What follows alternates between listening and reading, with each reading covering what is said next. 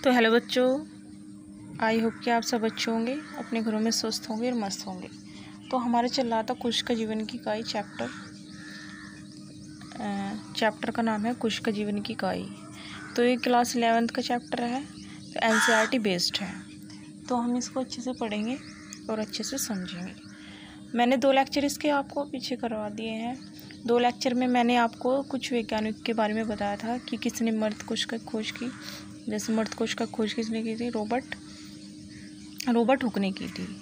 और उसके बाद मैंने बताया कि जीवित कोश का खोज किसने की थी?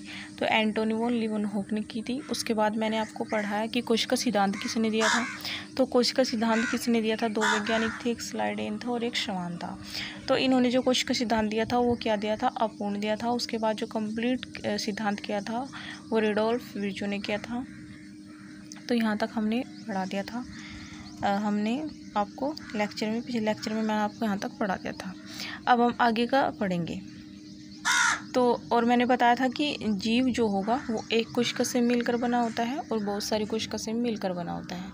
जैसे बात करूँ मैं, एक कोशिका से मिलकर बना होगा जैसे यूग्लिना, पैरामीशियम और अमीबा।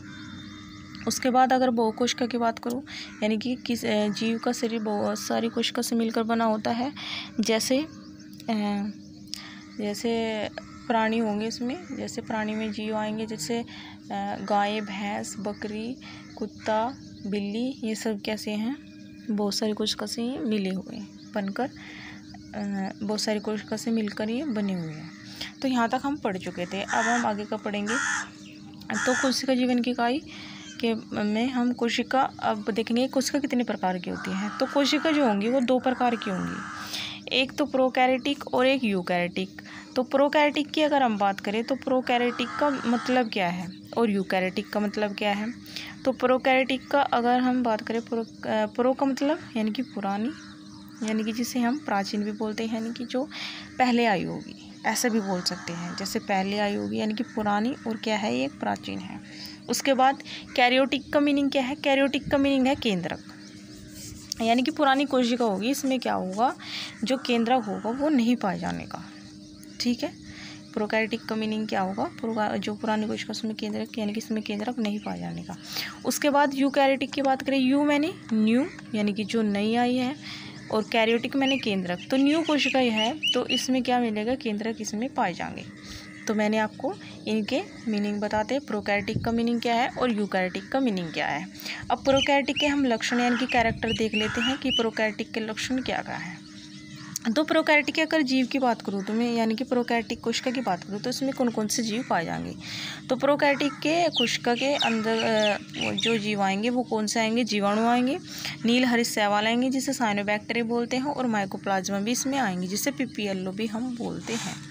तो ये 3 प्रकार के इसमें जीव इन्हें रखा गया है। जैसे जीवाणु यानी कि बैक्टीरिया, नील हरित शैवाल जिसे साइनोबैक्टीरिया बोलते हैं, ये क्या करते हैं? अपना खाना खुद ही बना लेते हैं, यानी कि प्रकाश संश्लेषण ये करते हैं। और ये क्या है? माइकोप्लाज्मा है जिसे पीपीएलओ बोलते हैं, यानी कि प्लोरो न्यूमोनिया समजीव, इसकी क्या है? फुल फॉर्म है। तो जो मोस्टली इसमें मिलेंगे, यानी कि जो मोस्टली इनमें पाए जाएंगे वो क्या मिलेंगे? जीवाणु मिलेंगे, यानी कि जो संख्या में सबसे ज़्यादा मिलेंगे इनमें वो क्या पाए जाएंगे? जीवाणु, यानी कि बैक्टीरिया पाए जाएंगे। तो ये जीवाणु कितने प्रकार के होंगे? ये भी 4 प्रकार के होंगे। जैसे डंडाकार यानी कि बैसिलस, गोलाकार यानी कि कोकस, और कोषाकार यानी कि विब्रियो, और सर्पिल यानी कि स्पाइलर। तो ये कितने प्रकार के होंगे? 4 प्रकार के ये जीवाणु पाए जाएंगे। माप और आकार के आधार पर ये कितने प्रकार के होंगे? 4 प्रकार के होंगे। जैसे डंडाकार जिससे हम बैसिलस भी बोलते हैं, यानी कि छड़ के आकार का होगा ये। गोलाकार जिससे गोल कहते हैं या कोकस भी बोलते हैं, और कोषाकार यानी कि विब्रियो जिससे कामाकार भी बोलते हैं, गामा के आकार के हो सकते हैं, और सर्पिल यानी कि सांप के आकार के जिसे स्पाइलर भी हम बोलते हैं। तो ये 4 प्रकार के क्या होंगे? इसमें जीवाणु पाए जाएंगे। तो ये हमारा दूसरा पॉइंट था। दूसरे पॉइंट में जीवाणु के हमने जीवाणु कितने प्रकार के होंगे? मुख्य 4 प्रकार के पाए जाएंगे। तो ये कितना पॉइंट हो गए, 2 पॉइंट। तीसरे पॉइंट की बात करते हैं कि प्रोकैरियोटिक कोशिका में जितने भी प्रोकैरियोटिक कोशिका मिलेगी उनमें क्या होगी, कोशिका भित्ति पाई जाएगी। लेकिन सिर्फ एक ऐसा जीव है माइकोप्लाज्मा, या सबसे छोटी कोशिका भी सही बोलते हैं, या मान लो सबसे छोटा जीव भी हम इसे कह सकते हैं, जिसमें क्या होगा, कोशिका भित्ति नहीं पाई जाने की। तो तीसरा पॉइंट क्या होगा कि सभी प्रोकैरियोटिक कोशिका में कोशिका भित्ति होती है, परंतु माइकोप्लाज्मा में इसका अभाव होगा। अभाव या ना के बराबर ही इसमें क्या होगी, कोशिका भित्ति या नहीं पाई जाने की। तो तीसरा पॉइंट हो गया सभी प्रोकैरियोटिक कोशिका में कोशिका भित्ति पाई जाएगी माइकोप्लाज्मा को छोड़कर। तो हम बात करते हैं फोर्थ पॉइंट की। मैंने बताया, जैसे मैंने बताया कि प्रोकैरियोटिक कोशिका में क्या होगा, सुविकसित केंद्रक इसमें नहीं पाया जाने का, यानी कि केंद्रक क्या होगा, इनमें नहीं पाया जाने का।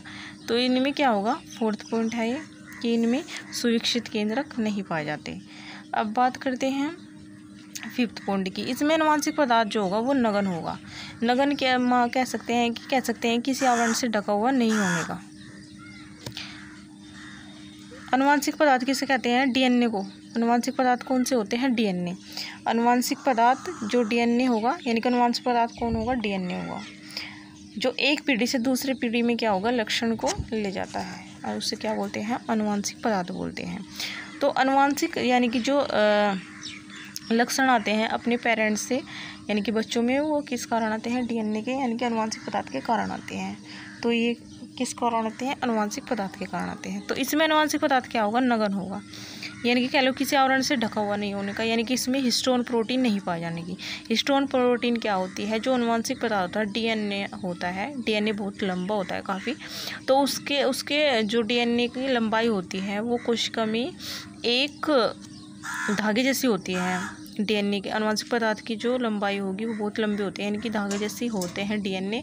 तो इन्हें क्या करते हैं हम, कोशिका के ऊपर लपेट के रखते हैं। कोशिका के अंदर क्या होते हैं, कुछ कोशिका के ऊपर लिपटे रहते हैं। जैसे हिस्टोन प्रोटीन मैंने बताया, हिस्टोन प्रोटीन के ऊपर क्या रहते हैं, ये लिपटे रहते हैं। तो इसमें क्या होगा, हिस्टोन प्रोटीन नहीं पाया जाने की, यानी कि इसमें केंद्रक का आवरण नहीं होने का, यानी कि जो अनुवांशिक पदार्थ मिलेंगे कैसे होंगे, नगन होंगे। तो ये हमारे फिफ्थ पॉइंट हो गया। अब सिक्स पॉइंट की बात करते हैं। तो सिक्स पॉइंट में क्या होगा, इनमें एक मुख्य जीवाणु में मुख्य अनुवांशिक पदार्थ तो मिलेगा, जिसे हम जीनोमिक डीएनए बोलते हैं, और उसके बाद एक अतिरिक्त डीएनए पदार्थ भी मिलता है जिसे हम प्लाज्मिड बोलते हैं। प्लाज्मिड के बारे में हम आगे से डिटेल में पढ़ेंगे कि प्लाज्मिड होते क्या, इसके कार्य क्या होते हैं, अगले चैप्टर में आएगा ये, अच्छे से हम इसको पढ़ेंगे। बस अभी हम इतने देखते हैं कि इसमें जो यहाँ सफिशेंट है, जो यहाँ हमको पढ़ना चाहिए।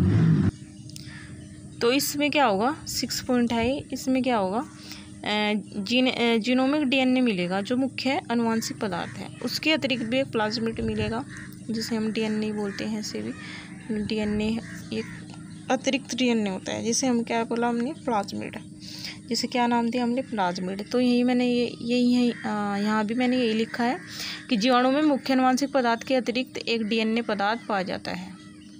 अतिरिक्त को जो पदार्थ पाया जाएगा उसे क्या बोलेंगे, प्लाज्मिड, और जो मुख्य मिलेगा उसे क्या बोलेंगे हम, जीनोमिक।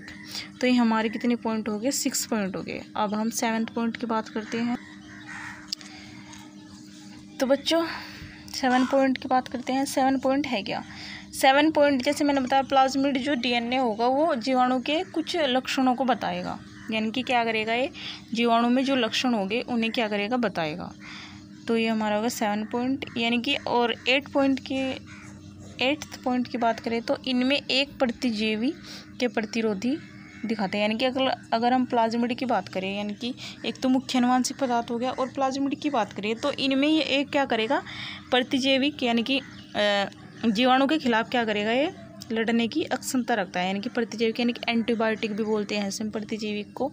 तो ये क्या करते हैं, प्रतिरोधकता दिखाते हैं रोगों के खिलाफ, यानी कि जीवों के खिलाफ क्या दिखाएंगे, प्रतिरोधकता दिखाएंगे, यानी लड़ने की अक्षमता, यानी सुरक्षा देंगे, या ऐसे भी बोल सकते हैं। तो ये क्या करते हैं, प्रतिजीविकों के खिलाफ प्रतिरोधकता दिखाते हैं। तो 9 पॉइंट की बात करें, 9 पॉइंट यानी कि प्रोकैरियोटिक कोशिका में कोशिका झिल्ली क्या होगी, यानी कि प्रोकैरियोटिक में जो कोशिका मिलेगी, कोशिका भित्ति के अंदर क्या मिलेगी, कोशिका झिल्ली मिलेगी। तो कोशिका झिल्ली क्या करती है, एक अंदर की तरफ घुमाव से ले आती है, यानी कि जो अंदर की तरफ घूम सी जाएगी, यानी कि घुमाव सा बना लेगी, उसे हम क्या बोलेंगे, मिसोसोम। तो और इसके बहुत सारे कार्य होते हैं जो नेक्स्ट लेक्चर में हम कंप्लीट करेंगे। अभी बस आप इतना ही ध्यान में रखना कि प्रोकैरियोटिक कोशिका में कोशिका झिल्ली होती है जो अंदर की तरफ घुमावदार सी संरचना बना लेती है, उसे क्या बोलते हैं, मेसोसोम बोलते हैं। और यहाँ यही मैंने ये लिखा भी है कि प्रोकैरियोटिक कोशिका में कोशिका झिल्ली एक अंतर्वलन यानी कि अंतर्वलन सा बनाती है, जिसे हम क्या बोलते हैं, मेसोसोम बोलते हैं।